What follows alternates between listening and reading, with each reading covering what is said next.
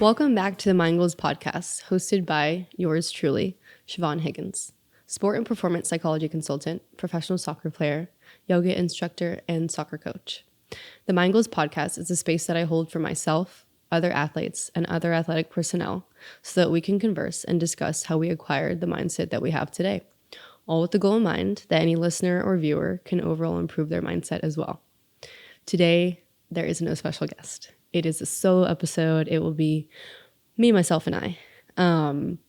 I mentioned that the Mind Goals podcast is a space that I hold for myself and other athletes and other athletic personnel. So I wanted to take the opportunity to kind of talk about a topic that is going to be difficult for me to discuss, honestly.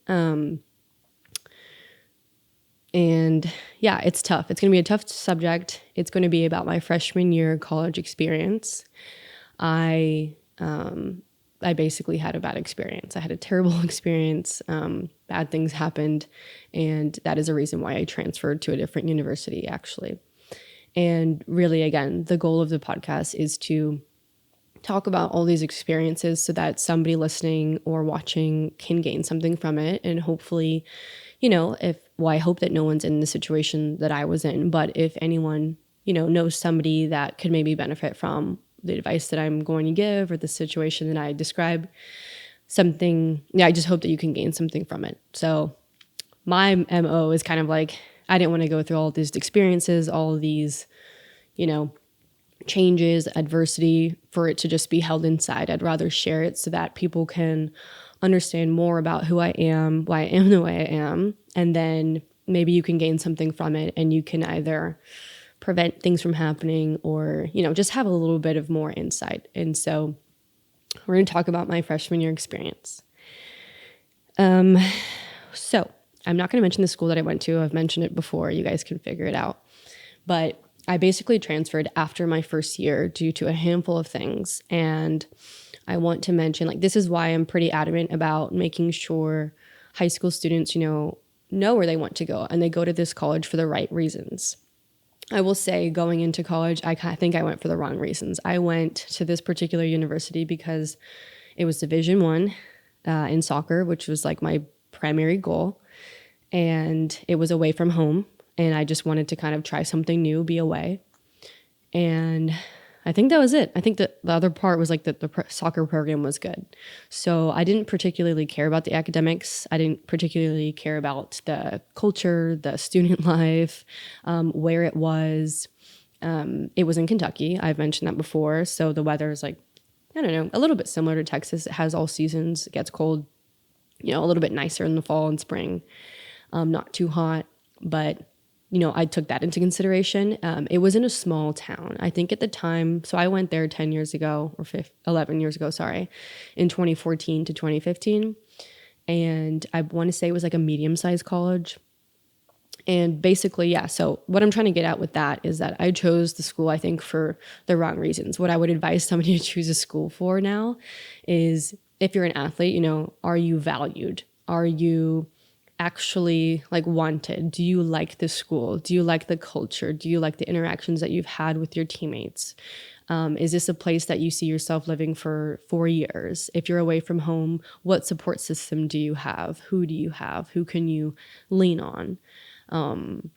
Another thing was accessibility. So my school was in a really small town, and I didn't know this when I was going on my visits, but when I got there, I realized, wow, this is a commuter school. A lot of people leave on the weekend. So although it's already in a small town, it was like a ghost town to me. I mean, I came from a massive high school. My graduating class was about 1,200 kids in high school. In this college, I want to say there was I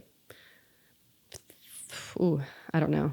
I'm going to butcher the number, but you get the point, is that I came from a big school, a big city, and then I went into a very small town, and that kind of played another factor. Again, and this is 11 years looking back, but another thing that I didn't take into account was maybe the coaches. So at the time, you get recruited by a coach, right? The coach that actually recruited me, that I had a relationship with, that I spoke with, ended up leaving before I got there. So although there's a coaching staff of maybe 3, 4 plus, the one that I really had the relationship with left. So that is just something to take into consideration is, do you understand all the coaches? Do you get along with them? Do you get behind their philosophies? Do you see what they're saying? Maybe check the rosters, check what the retention rate is. Are these girls staying? Do they like it? Ask them the questions. What's the good and the bad? What are the pros and cons? Because you're committing to moving somewhere and setting up your life there. And these years of, I guess, your young adulthood I feel like they're so pivotal in who you kind of become. Because it's 18 to 22. Yeah, that's kind of when you're figuring it out on your own. So just things to take into consideration. Let's see what I dealt with. I'm gonna really kind of talk about one main event, but there are a few things that happened. And so unfortunately for me as a freshman, I dealt with bullying from girls on the team and from coaching staff and from, I think coaching staff. Also, I had torn my ACL the summer prior to my freshman year. So I was an incoming freshman, already signed, and I was recovering from an injury. This is a big part that I take into account because that kind of changed the way that I integrated with the team. So that's something that I am cognizant about. But I dealt with dealing with an injury, dealing with bullying from teammates and really coaching staff. And then I dealt with physical abuse from one of my teammates. I'm trying to think, is there anything else?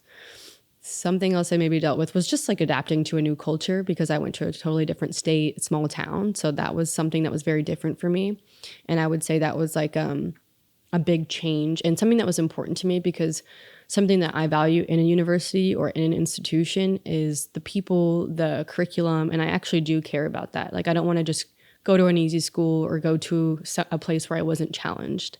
And, looking back academically, I felt like I was not really challenged at that institution and that the people around me did not push me or challenge me either. So in terms of environment, there were a few professors that I did like and I learned a lot from. And, I did learn quite a lot while I was there. But I remember some classes getting 4.0s and I was like, really? I didn't even try that hard. Or I'm a person that has to work hard to kind of get where I want to get to. I don't academics for me. It wasn't something that just comes easily. I had to work for it. I had to study. And at this place, I felt like I wasn't being challenged academically. So I was like, how am I going to get better? That's one thing I didn't like. And I also realized, my classmates, they kind of didn't care. People showed up late to classes. People skipped classes. People, they just didn't care. And I was like, this is so odd to me. I'm not, I don't want to be around people who don't have aspirations to do well or they're cheating on stuff, cheating on tests and that. And so that's just me. And I didn't like that aspect. Now I'm going to get into the team culture. So, and then as I speak about this, cognizant of the fact that maybe some previous teammates might listen to this. And so this is, again, my own experience, my own views and things that happened to me and how, I interpreted it and what my experience was. So I just want that to be known. But I had a really bad time. I think it all started out with when I got to the school, I was in a class of just 4 freshmen. So a very small class. There was a heavy upper class, maybe 9 seniors, 7 juniors, maybe 4 or 5 sophomores, and then 4 freshmen. So I think that already the balance was a little bit of a red flag in my opinion, because I guess if they were better teammates to me, maybe I would have thought differently. But I think that this was influential because they kind of came with the upperclassman mentality. I had to suffer, you have to suffer too. I have to do this, you had to go through this too. And I don't feel that, I don't think that's right. But first and foremost, I mentioned that I came in with an injury. So immediately I'm going to redshirt medically. So I wasn't able to play in that season. I want to say I was maybe cleared in September and the season ends in November, but there was no point in putting me in right away and kind of wasting a year if I was only going to play a couple games maybe. So we medically redshirted. But when I joined, instead of going to all the normal practices like the team had to, I had to go to my own personal rehab. So I had to go to physical therapy with the trainer. And let me tell you, me and that trainer did not get along. we had a rocky relationship, and it kind of got better towards the end. But looking back, I was like, man, I was treated really poorly, and that was not normal. And I didn't know that until I spoke to other people about my experience, because I was like, oh, this is my first experience. Maybe I'm just being a wimp. Maybe I'm just, being soft or something. But no, that wasn't the case. So I want to say like there was a few things, and then it kind of ties into the bullying too. But first thing is I felt like the upperclassmen were not welcoming. So they didn't like immediately have your back. And when I think of like a good upperclassman, I think of they're informing you, they're helping you, they're encouraging you, they're preparing you for what's to come. A couple things that happened immediately off the bat were like maybe training room etiquette. So training room etiquette was that you show up 10 minutes before your appointment. You can't just show up like 5 or 1 minute before. Like, that is a big no-no. And I didn't know that, right? And I remember I came to PT, and I think I was like 5 minutes before, and everyone was looking at me like giving me a side eye, and I'm thinking, what's wrong? Like, am I late? And I was, before time. And then the trainer was like immediately mad at me because I wasn't there super early because you have to sign in when you get there. You have to get a table, you have to get a heating pack, and you have to like do a pre-warm up before your actual session. So, that was just like an etiquette I didn't know, but I felt like if other people would have been like, hey, by the way, this is the expectation, make sure you do this. And I was like, okay, so I was already like on a bad foot with the trainer because I got there late and she was pissed off. It throws off the schedule, whatever. The other thing that happened in terms of like not being prepared was I remember there were some sessions in preseason where like times will change. And I remember like there's a group chat with the teammates, and they like the newcomers weren't informed of like a session that was changed. So we didn't know that a time was changed. So we all showed up late because we were expecting to be at this certain time. And it was kind of like the juniors and seniors wanted us to like be late and get in trouble, because whenever we showed up, they were all like hands on hips, like watching, but none of us were told, that the time had changed. And it's like none of them had our backs. So inevitably we got in trouble. The coach yelled at us, which is another thing, like yelling. And obviously we had to do some sort of punishment. So that was another thing. I was like, great, that wasn't cool. Like, we're not getting off on a good foot if people aren't helping us out. Like, why are you not having my back? That was just odd to me. Going back to the trainer, I'm not like going to recount every single instance, but I remember there was one time. So if you've ever been through an ACL injury, first of all, it's pretty freaking hard. It's frustrating. You're also dealing with your own like mental journey, and then let alone trying to integrate yourself into a team that you're not really feeling like you're a part of because you're having to do your own stuff. So you don't get to see your teammates every day. That was a barrier for me. But I remember one particular time I was doing PT, and I don't know if you know what a bow suit is. Wow. It's like it's got a flat side, and it's like half a circle. It's like a semicircle, if you will. And half of it is like, dang, what is that ball called? Like a yoga ball, maybe? Man, I should know this. It's not a medicine ball. It's a giant ball that you can like do like core exercises on. It's like squishy, whatever. So it's like half a ball and the other side is flat. You can either put it on the flat side and stand on the top, and it's like a little bit wobbly, or you can flip it upside down, put the squishy part on the floor, and then stand on the flat face. And it's like pretty hard for balance. So one of my exercises once was balancing on my surgical leg, and what I'm like 4 months out at this point, I'm like, your muscles are all shaky, they're wobbly. And even if you do this, like I would, if I'm teaching you a new exercise for balance, try that. Honestly, try it. It's so difficult anyway, regardless if you're injured or not, or coming back from an injury.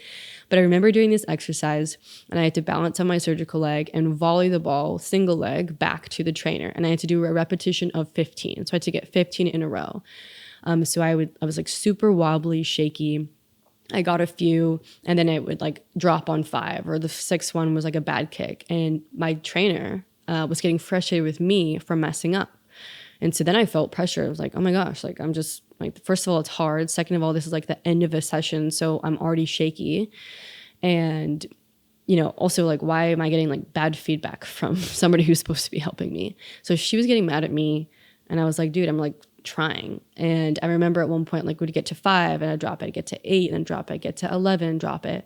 And at one point she just puts the ball and goes, look, if you're not going to try, you should just go home.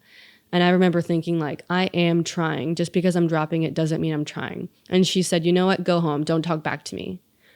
And you know what? I did talk back, but I felt like that was a point where I had to stand up for myself because I was trying. Like, I'm not somebody who doesn't try.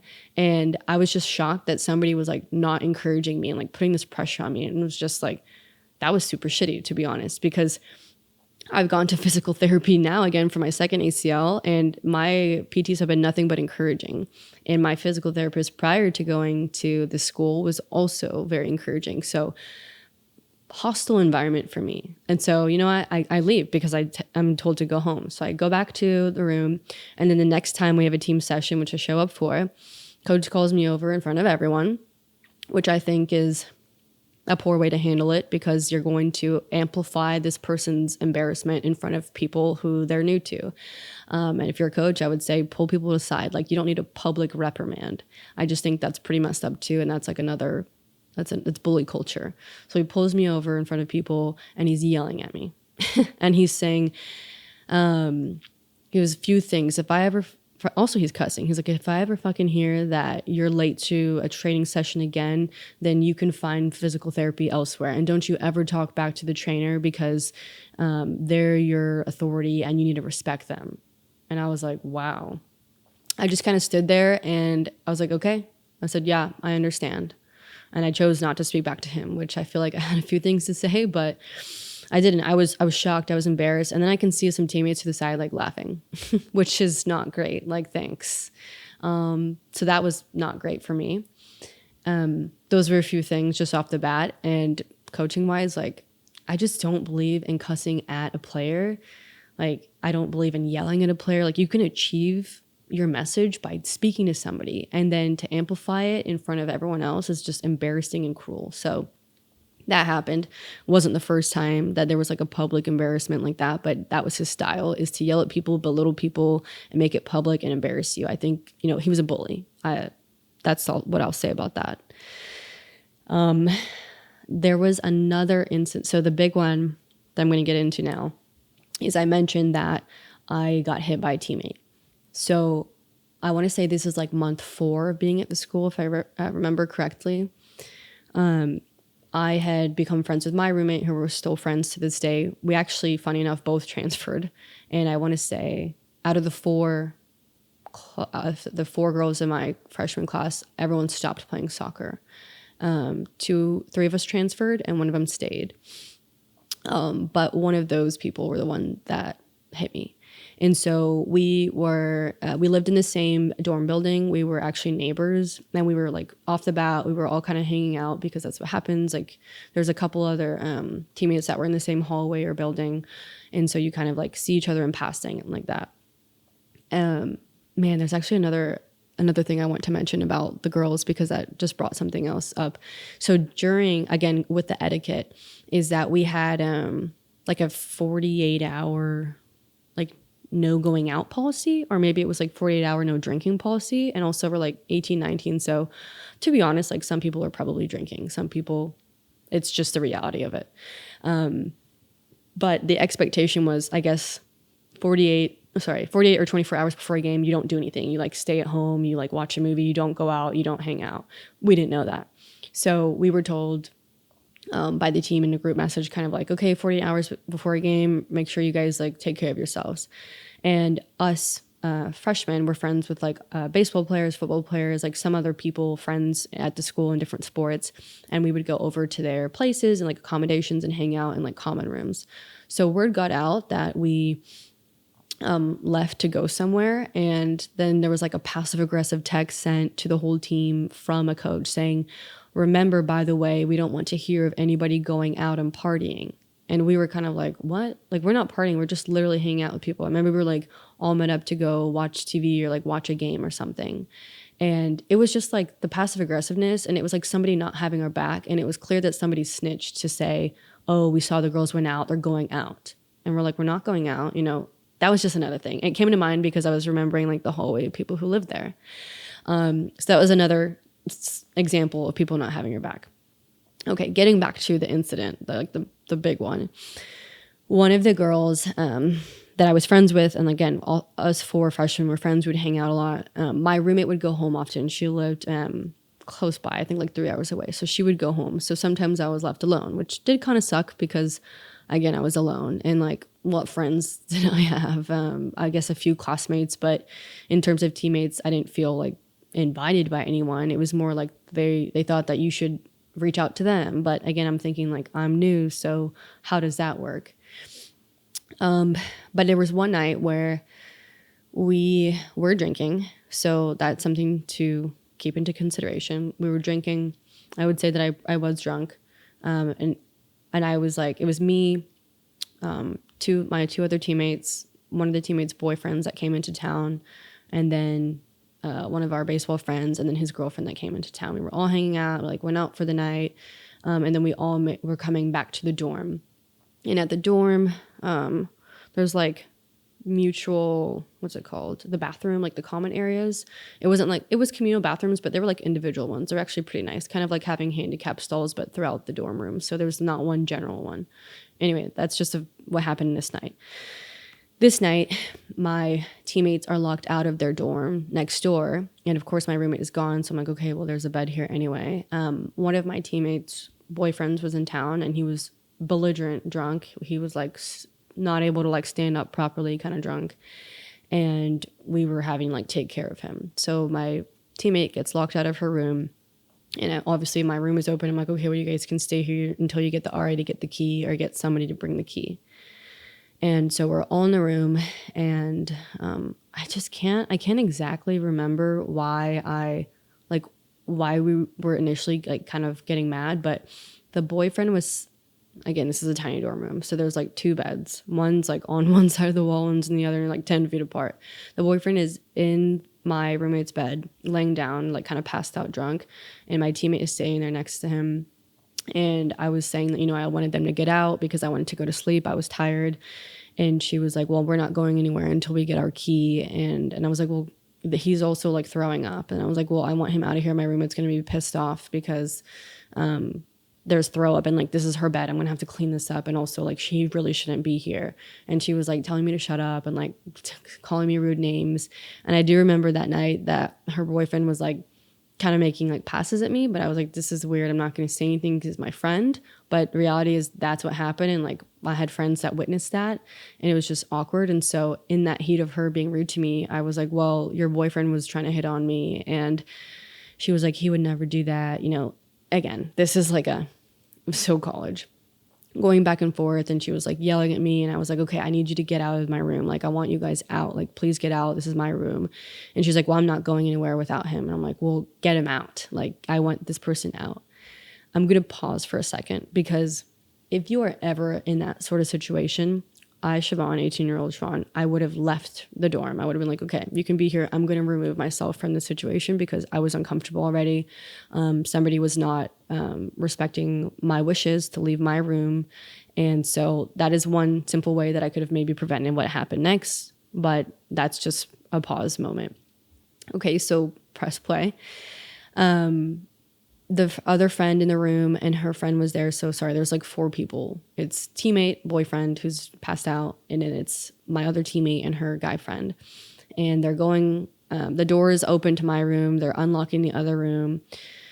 And I cannot remember why we got so heated, but I think it's because I was annoyed. Like at this point we were yelling at each other and she was calling me names and I was telling her to get out. And then finally the roommate was like, okay, well, the other door is open. Let's get him out. And he couldn't walk, right? He like passed out. So I said, you know what? I'll help get him out. Like as long as you're out of here. And so I get up and I'm physically like, we're actually working together. I'm like, okay, we're picking this person up by their arms.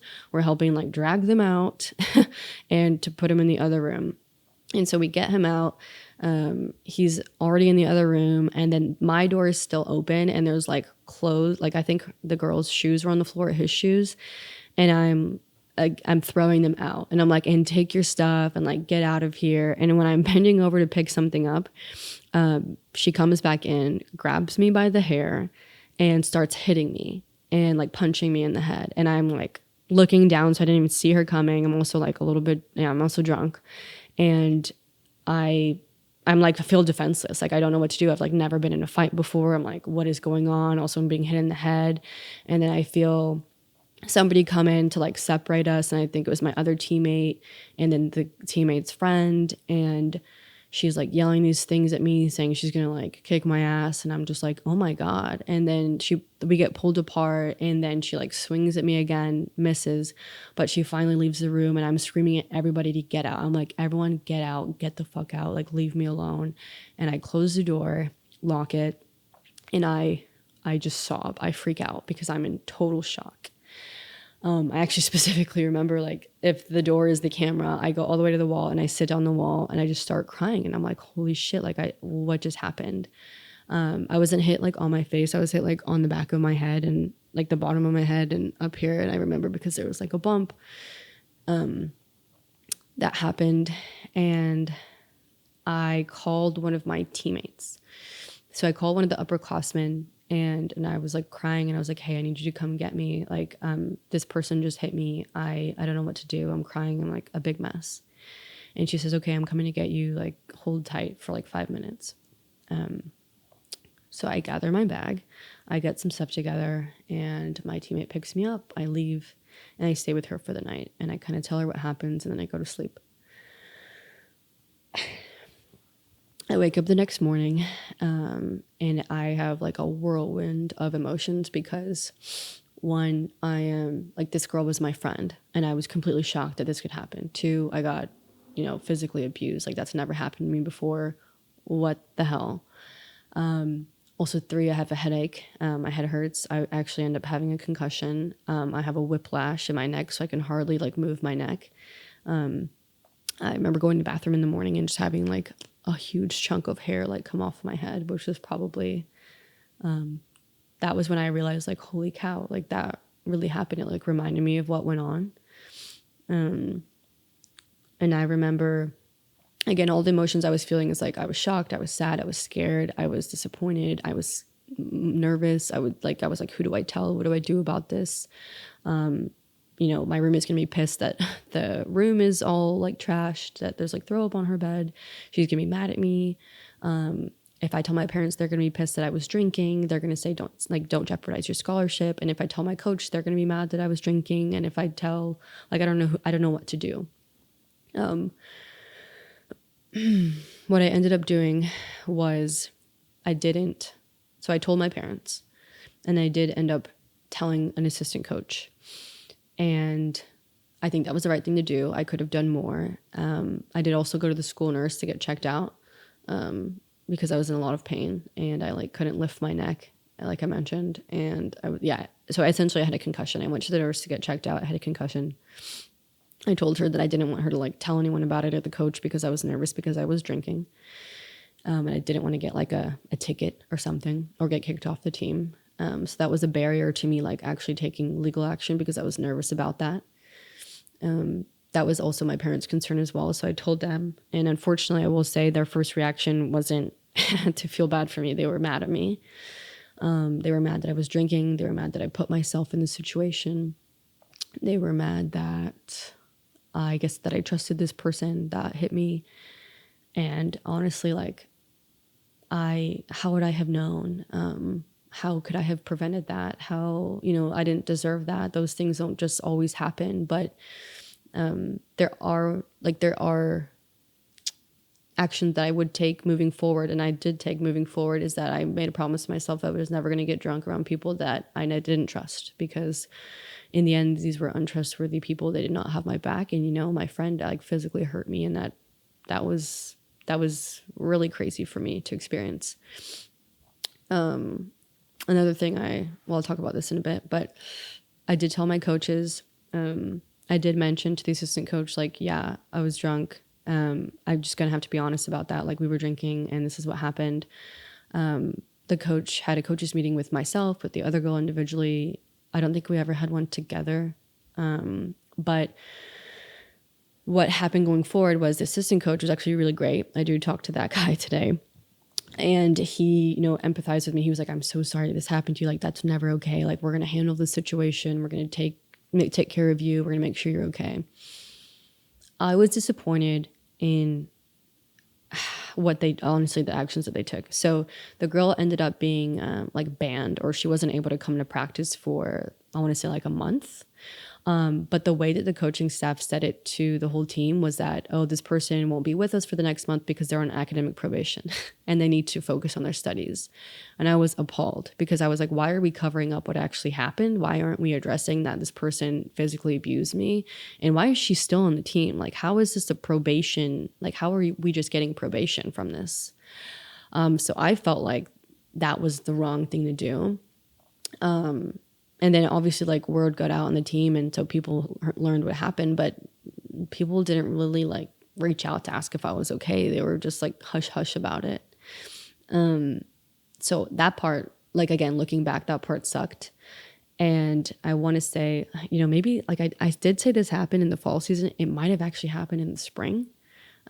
Because I think we went home for like a spring break or Easter break, and I ended up coming back, and I was thinking like, I'm going to transfer, right? Like, I'm going to get out of the school.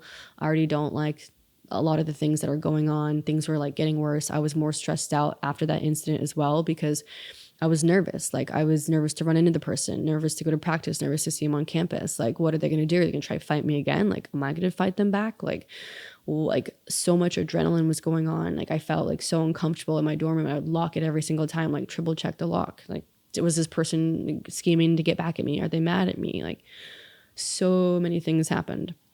And I'm going to take a moment to pause, because if you're ever in a situation where you're uncomfortable, where you're living, you're uncomfortable, like, and you're fearing for your life and you're fearing for your safety, like, you should speak to somebody about it. There are resources, there are school counselors, there are sports psychologists, there are therapists, even if it's, on the, like, within your institution or not.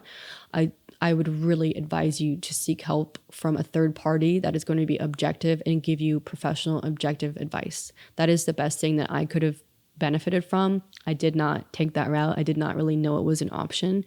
And again, I was scared because I was scared of the repercussions for, drinking underage. So I would say take care of yourself.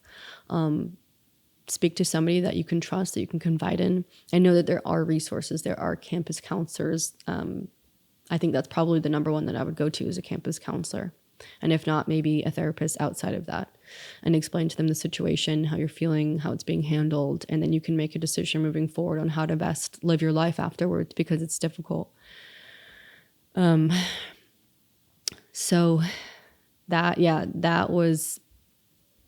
sucked for me. Another thing that I mentioned I was going to come back to is, what do I do moving forward, is that, I would lock my door and I would be scared, and I would make sure that I would stay around people that I trusted, and, drink moderately. Like, don't overindulge. Don't get drunk around strangers. That's putting yourself in danger. And so how can I minimize that?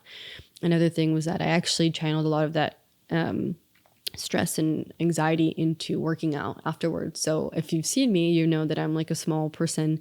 I'm 5'7". I'm not like I'm 5'7", I'm like 127. Maybe when I was like 18, I was maybe 105. Like I was normally on a skinny build, a thin build. But I went to the gym a lot. I went to the gym twice a day, because my mentality was like, I'm going to be able to defend myself next time. I'm going to be able to fight back. I'm going to be sober. I'm going to be aware of my surroundings. I'm going to, be able to protect myself, because I wasn't able to in that moment. I was vulnerable. I was drunk, and I was attacked when I wasn't even watching. So cheap shot kind of thing. But I want to be able to protect myself. So I channeled a lot of that energy into working out, into doing that twice a day, and just kind of like, I feel like that was a positive thing that helped me a lot. And I felt more confident about, standing my ground, and if that was ever necessary. But nothing like that ever happened. In the end, the girls stayed on the team. We maybe even had like normal conversations in passing just for team stuff, but it wasn't a nice feeling. Like, it's a horrible feeling going to, as a girl as well, but like going to a training session with somebody who's like talks shit about you. Like, it's not a great feeling to see that, or to know that they don't think highly of you, or know to that, like there's this drama going on. Like, it's not a nice feeling, but let alone for me to have to be in the same environment of somebody that attacked me. And like, they were my friend before. I felt very betrayed, and it was horrible. And I was disappointed in the way that the coaches handled it. And we had conversations about Was I going to stay? Was I going to leave? And for me, I feel like my performance wise, like the team was a good team performance wise, but in terms of culture and like friendships, I didn't have great ones there. I saw that other girls did, but I didn't develop that. So I was like, I don't know if I want to stick around. Another thing is obviously I had conversations about staying or leaving. I spoke about it a lot with my parents, but my parents wanted me to stay, to kind of give it another go. I kind of wanted to do that too. And I think it comes from like not having a quitter mentality. Like I wanted to overcome that. I wanted to push through that. I wanted to start on a clean slate, like with everyone, with everything. And so that was my goal, is that, end of that spring season, I was like, maybe I tried this again next, in the fall, and it's new and it's different. And then some of the seniors are gone, and I'm, there's going to be more freshmen. It might be better. That's the mentality that I had. But another thing, to touch more on the bullying that I didn't mention, is that the upperclassmen, like they had this expectation that anywhere you went, the freshmen had to drive you places because you are, you're an underclassman. So the upperclassmen can drink whenever you go to parties. Like that's your thing. Like it's kind of like freshmen get the balls. Freshmen do this. I don't really believe in that. Like if I'm a coach, I'm not going to be like, you have to do this because you're a freshman. And then I hate the mentality. It's like, we had to suffer, so you have to suffer. I don't like that. That's just wrong, in my opinion. And so I immediately don't like that. But what I was going to mention is like about the driving upperclassmen. So upperclassmen like really made no efforts to have relationships with us and be friends with us and invite us places, but they would always call when they needed a ride. Other thing was like, I didn't have a car. I was there without a car. My roommate was the only one that had a car. She lived off campus. And then one of the other girls of the four of us had a car, and she like went home a lot too. So I remember the seniors or people calling us and like, hey, can we get a ride? Or like, can you take us here? And I'm thinking, no, like I don't have a car. Or like, am I supposed to drive your car? And also it's just odd. Like, I don't want to do a favor for you if I feel like you don't have my back. So weird dynamic. And I will say there was this one time I went to a baseball party and all of the soccer girls were there. So it was like my teammates were there. The baseball guys were there, and like those were our friends, and like my roommate was there, and so I had like, I guess, allies is what if I would call it. And there was one time where a senior came up to me and she was like, why didn't you give me a ride that one time? And I was like, dude, you know what? I don't even have a car. Like if you had made any effort to get to know me as a person, you'd know that I don't own a car, and I would happily drive you if you like made an effort to talk to me. Also, the only person that has a car is my roommate, and she's always gone. So you're calling me and I don't have a car. And I've told you this once or twice, but like, no, sorry, I'm not going to just drop everything at your beck and call to come give you a ride. And she was so shocked, and she went to my other teammate and started crying. And so then I'm over at this party and I'm looking over, I'm like, oh great, what have I done now? And everyone's pissed at me because I've made their friend cry. And I'm like, they're like, what did you tell her? And I'm like, dude, I just said like, I don't have a car. I'm not like, how do you expect me to drive you around? But honestly, looking back 11 years later, what was that person expecting? Oh man, that was frustrating. But again, I'm going to stand up for myself. And so I did. And then that backlashed on me because then everyone was mad at me for making one of our teammates upset. And I'm thinking, okay, I don't know what to do about that. I'm just kind of trying to be real about it. Another thing, this one was pretty bad. Once we were at another party, it was like a football party. And I remember we were playing beer pong. This was maybe like 2 months before summer. So I'm like, okay, the school year is already about to be over. Like things are getting a little bit better, if you want to call it that. And we're at this party and we're playing beer pong, and I'm playing with one of the football players. And I remember specifically bringing my own beverages to the party. So I brought like beer bottles. Okay. And I knew it because I was only going to have that. I was going to control what I was going to drink. And yeah, and it, no one's going to put something in my drink kind of thing. I remember having my drink here, if you're looking at me, but my drink next to me on the the beer pong table, and playing, and I took a sip and then I put it back down. And then one of my teammates came over to me to talk to me. And I was kind of thinking like, that's weird. Why is this upperclassman actually making an effort and like asking how I'm doing? Like it was bizarre behavior. So I immediately was like, weird. Why is this person talking to me? And lo and behold, it was a distraction. It was a distraction. So she spoke to me and I was like, okay, that was odd. And I ended up kept playing. And then I looked over at my drink. And then when I looked at it, I noticed that it started to foam. It was bubbling up. And I was like, immediately, like time froze. My heart is racing now as I tell it again. My heart froze. And I looked, sorry, time froze. My heart raced. And I looked at it and I was like, what the fuck is in my drink? And I said, look to my partner. I was like, hey, is something in my drink? And he was like, no, what are you talking about? And I was like, yeah, I feel like something's in there. He was like, no, like I didn't, no, he was my friend. And I looked down at the drink and I see 2 like red dots, and then my drink starts to overflow, and then I start to panic, and I look at him and I'm like, dude, I look at what is going on. And he's like, holy cow, what is that? And he takes it, and then I immediately I'm leaving this party. Like, this is a bad sign. Also, I'm freaking out because I'm like, did I drink this? Like, are they drugging me? Like, who put that in there? Was it who just spoke to me? Like, oh my God, it's my teammate. Like, what? Like, this is wrong. This is crazy. And I called another teammate immediately and I was like, hey, can I have a ride? I want to leave this party. And I'm crying again because something traumatic yet again has happened. And I'm like, I want to go home. This is what happened. And the person that helped me out, I'm still friends with to this day. I have a lot of respect for this person. Shout out to them. They probably know who they are. They took me home and asked me, if I was feeling any certain way. And I kind of did. I kind of felt like dizzy, but I don't know if that was because of like my overwhelming feeling that I was having. But I only really had like 1 beer at the time. And so I didn't feel good. Again, I had another night of like crying, being upset with where I was. And that was like another decision. I was like, okay, I don't even feel safe anymore now. Like, safety is a problem. And so that's when I began to realize it's more of a problem now. And then I just want to fast forward a little bit because the school year went on. I finished my classes, finished my courses. I don't think any other like huge events happened. But at the end of the year, even after all that, I still made the decision, like, I'm going to return. So I spoke to my coaches. I was like, yep, I'm happy to start on a clean slate. Like, I think that I have a lot to bring to this program. I think that I can do well here, whatever. I left. And then when I got home from the summer, I was meeting up with like other teammates, people that went to college, and we're all talking about our freshman year experience. And I remember like a lot of my teammates from club saying, and then just friends in general, talking about how great of an experience they had. They had the best time. It was awesome. They couldn't wait to go back. They didn't even want to be home for the summer.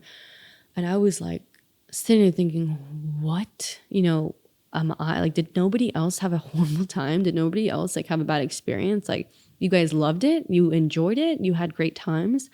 And it was like a moment of realization. I thought to myself, I said, I can't go back there. I just can't. Like, too many bad things happened that I just don't see myself. I don't see myself being there. Like, thinking about it gives me anxiety. Physically, it makes my body shake. It makes my heart race. I'm on fight or flight mode, and I should not have to live like that. So I made a decision during the summer to not return. And that was a tough decision. It was a hard conversation for me and my family. My parents were upset with me. They thought that I was quitting. I told them, obviously I worked really hard to get to where I was. I had a scholarship there that was great. I told them I would recruit myself. I would send film to other teams. I would look and I would find a place. And I was adamant that I would not return to that school and I would find something else. So I worked really hard physically, and I reached out to other schools. And that's when I reached back out to a school that I ended up going to, the University of St. Thomas, and it was in Houston, Texas. Going to that school changed my life. It was a blessing. Everything got significantly better since I ended up changing schools. But that whole time period was hard and it was scary. And again, I didn't have like professional advice or anyone to speak to about that. But to pause, if you are considering transferring, I would, again, speak to a third party, speak to a professional about it, speak to somebody that's going to give you objective advice, because I didn't get that. And I feel like I really, really could have benefited from it, because I could have had someone tell me, no, Siobhan, this is not normal. No, Siobhan, a coach should not be doing this. No, Siobhan, you should not be feeling this way at this institution. No, Siobhan, teammates should not be doing this to you. These things are wrong. And I would have been, and like, it sounds like common sense right now, but as an 18, 19-year-old, you're like worried, you're thinking of other things, and you just really don't know. You need guidance. And so I needed that guidance. And so just to pause, like, if you're considering transferring, if you've had bad experiences, like, you're not a quitter just because you leave or transfer. You are not a quitter just because you leave or transfer. You like environment is so important. There's that phrase, right? Like a plant doesn't, well, I'm going to butcher it, I think. A plant will only grow where it's watered. Like you can be in a desert, but you'll be watered and you will bloom. You can be in a whole grass or garden of beautiful flowers, and if you're not watered, it will die. I think that environment is so important. And so for me, I needed to change my environment, and that is not quitting. It is actually really, it's courageous. It's to be able to take charge, acknowledge that you need to make a change, and then do something about it. So I transferred. And I actually physically did not go back to that school. I sent my parents. And I think I did that because I had a lot of anxiety about going back and seeing people and just bringing back those memories. So that was pretty avoidant of me. But my parents drove all the way up there, got all my stuff, came back. I called the coach and I told him, hey, I thought about it for some time. I know that I said that I was going to come back, but I think I had a very poor experience and I don't want to continue with the program, and I'm going to transfer here. And that was that. I feel like he was almost like, great, a relief for me not to return.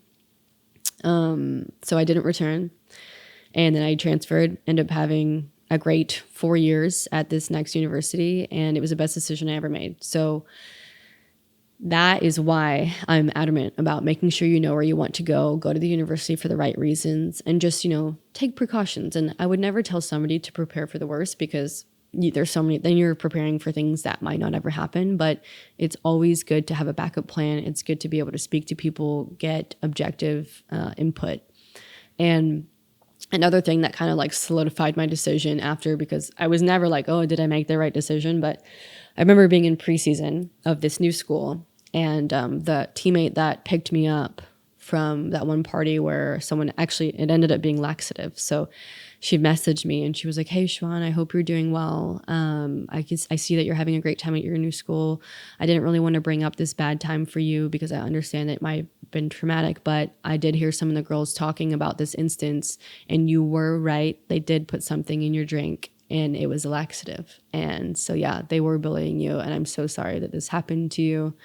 But I just, if you ever had any doubt or you were questioning, I just wanted to let you know, like, you were right. And, I think when I got that text, I cried because I was like, I don't need to prove it to myself that this happened. I know that it happened, but it was nice to hear from somebody else. And maybe that made that person realize, holy cow, this is a bad environment. These are bad people. They have bad intentions. And, it was nice to hear. It was nice to be validated, and just somebody else recognize that as well. So yeah, my freshman year experience was tough. It was tough. It was challenging. It was traumatic. And if I gained anything from it, which again, I gained a lot from it, it was to trust your gut feeling. Again, with the drinking, like, it can wait, guys. Be around people that you trust. Take precautions, have a buddy, always have a buddy system. Remove yourself from situations if you ever feel unsafe, seek help. And the biggest thing is really like seek help from a third party. So if you're scared to talk to your coach because you don't want you to get in trouble, don't talk to coach. Maybe you talk to, maybe not even a teammate, maybe like an outside person, like a classmate, maybe a teacher, one of your professors, a counselor. Maybe there's so many resources now out there where you have first consultations are free. Like I'm a mental performance coach. My first consultations with athletes are free. We can talk about what you're going through, and I can give you the best advice that I can from my experiences and my education. And again, like this one experience of my freshman year, it was, it's a big reason why I do what I do. It kind of pointed me into the direction of, wow, I had to go through all that and what it felt like alone. Now I have more of like a best practices outlook on life, especially in like the sports world, because I'm not naive to the fact that bullying exists. Bullying in coaches exist. Bullying on campus exists, and like these things affect you. They affect your performance, and mental health matters. And so I always end my podcast with advice, but my advice to you guys, if you are in high school or you're in college, you're going through something difficult, ask for help. And transferring is not quitting. So asking for help is not a weakness. It's a strength, and it's courageous. And transferring is not quitting. It's, again, courageous, and it's standing up for yourself, because you matter. Your mental health matters. And environments are very important. So that is my advice to you guys today. Thank you so much for listening. If you made it through this whole thing, and then if you are going through something similar, I empathize with you, and always know that I'm a resource that you can reach out to if you need anything. Thank you guys. Have a great Thursday.